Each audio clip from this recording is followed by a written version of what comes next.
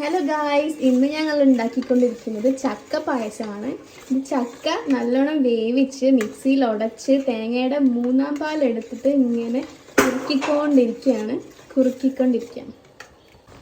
അതിലേക്ക് ഞങ്ങൾ ഇങ്ങനെ 2-ാം പാൽ ഒഴിച്ചുകൊണ്ടിരിക്കുകയാണ്. 2-ാം പാൽ ഒഴിച്ച് വീണ്ടും ഇങ്ങനെ ഇളക്കിക്കൊണ്ടിരിക്കുക.